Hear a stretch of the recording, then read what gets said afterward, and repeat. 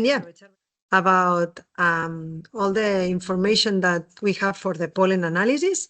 Now I will explain also other analysis that you can do, and then we will do the live demo. Let's go very fast for color and conductivity. In this case, this is the PDF of results that you receive. You can use the conductivity proof to measure which is the conductivity.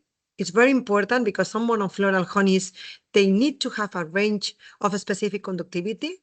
For instance, in Spain, there are DOPs and IGPs that they identify which is the specific conductivity that they should have. But also for honeydew honeys, you need to measure the conductivity. Okay, you have the proof.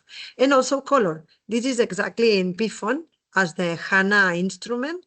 You can use the same cuvette, but instead of putting vertical, you put the sample in, which has to be liquid, then you put the lid and you put it horizontal. You use the objective of 4, not 40, and in 5 minutes, you get the result. If you have a monofloral honey, you can include, and it will tell you if the range is okay or not. So we have different values for the honey. So you have the values here if it's according to monofloral honey. For crystallization, this is for honey packers. For those honey packers that they are doing thermal treatment, if you are pasteurizing your honey and you want to be sure that the pasteurizing was okay, in this case, I want to include here, like this is the custom slide that we use. I have included here a video for just, this is very fast, how you have to prepare the sample preparation. This is intended for liquid honey. So that's why you can put a thin film in this slide. Here, I wanted to show you how you prepare, because this is the only device all around the world in which you can measure this type of value. So here you put the cover, avoid bubbles. Then this is the APP. Okay, you will, the live demo will be only for pollen analysis. That's why I wanted to show you here the video. As you can see, the APP really guide you with all the steps. It tells you to move the objective. It tells you to put the polarizer. Here is the polarizer. It tells you all the steps. So really intended for non-lab users.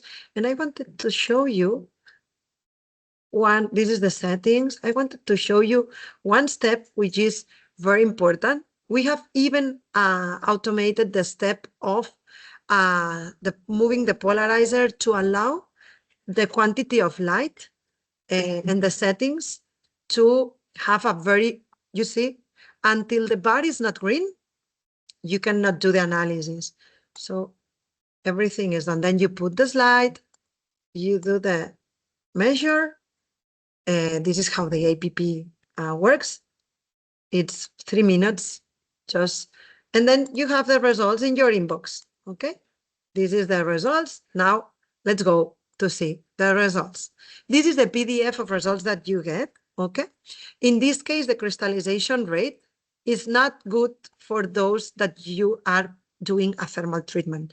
We always say that the crystallization rate about 1%, it's high if you want to be sure that the honey will be liquid during more than 6 months. So this is the crystallization rate. These are the pictures. Even that it seems that it has a lot of crystals, this honey is liquid. If you check it as a human expert, you will not see any crystal. It really seems liquid. As a human, you cannot see anything, but the microscope is very sensitive.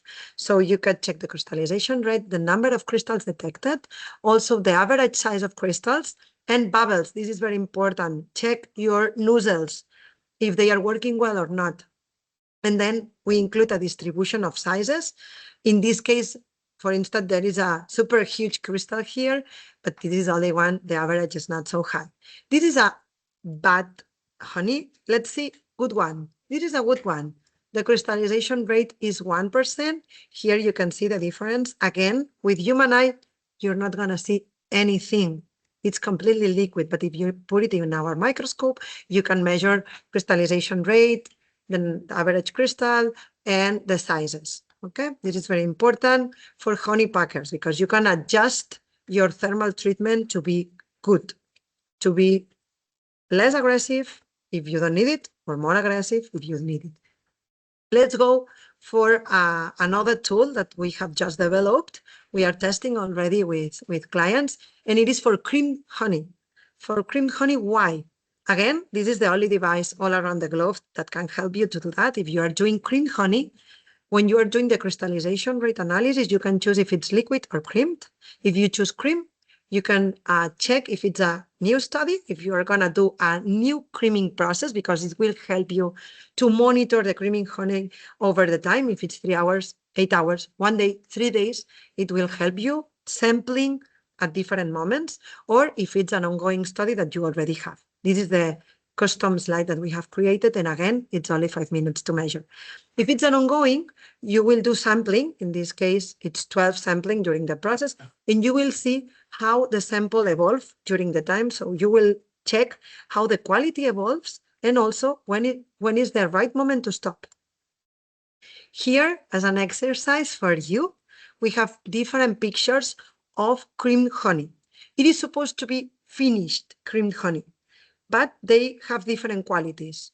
When you taste this cream honey in your mouth, in some of them, you can feel the crystals, and in the others, you cannot feel the crystals. As an exercise, which ones you think that are the cream honey that is not the perfect quality, or the cream honey that has the perfect quality, that it's super good, super smooth in your mouth? The two in the upper part, you can feel the crystals in your mouth. The two that are below, you cannot feel anything. They are super good, super smooth. So with our microscope, you can check that. And also during the evolution, you can check how the cream honey evolves. Okay, you have all the information here. So it helps you the average crystal size, bubbles, texture, crystallization rate, how fast it is crystallizing. So it is a good tool if you are doing creamed honey. Then for Nosema, for cooperatives, associations, technological centers, universities, public body, how you can use the system for bee health monitoring. Nosema is a important problem. It's not Varroa, I know, but still is very important to monitor Nosema because it's a good health indicator. And also, if you have high infestation, it tells you that that your beehive is not strong, that it could be impacted by external negative impacts, and that if you could add some like nutrients, food supplements, you could help the beehive to decrease this infestation. Also, high infestation is related to low honey production. So it is important to check Nosema every month.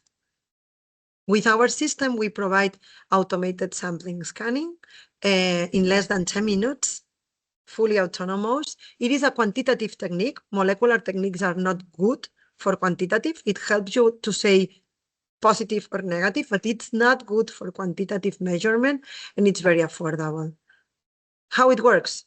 You have to collect between 30 and 60 adult bees, prepare a dilution, then you can filter and extract most of the dirt. Then you put it in the chamber with a pipette, very easy for everybody. You don't have to be an expert to use it. And then with the objective of 60, not 40, 60, you can analyze with HoneyAI. Less than 10 minutes for everything.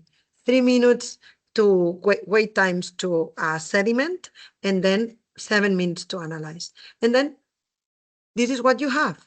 Here, if you're a human expert counting, if you have a clean sample, okay, you can do it. Okay. But if you have a dirty sample, it's not so easy and it's not so straightforward. With our system, everything is automated. This is the PDF of results that you get. It tells you which is the range of infestation that we found with the number of spores per bee. And also, we can tell you based on the length and width if we have found Nosema apis or Nosema ceranae. When they are placed in the good plane, like this, we can tell you. But if they are placed like this, we can just say that it's undefined. Okay, so in this table, we will only provide you the information if we are secure, because they are not overlapping in size. The Apis has a wider size, and Serane, they have a longer dimensions. We have already analyzed the accuracy of our samples externally. It was Dr. Aneta, professor of Marie Curie Polish University. They did the validation with our HoneyAI device duplicate 2 analyses to check also repeatability, and also counting the same sample with traditional microscopy with Neubauer. She is an expert in bee pathology, and the conclusions were super positive because you can see the Pearson correlation, that it was very linear compared to human counting. And also what she confirmed is that for light infestations, our system has greater accuracy and is much more sensitive than conventional counting. The future developments that we are doing is working on detection of amebiosis. It was thanks to external experts that we could create the data set, and now we are training the system. Also, we are working on a potential collaboration with ANSES, the public laboratory, to also be able to detect American foulbrood in honey samples. Hope we can do it with them.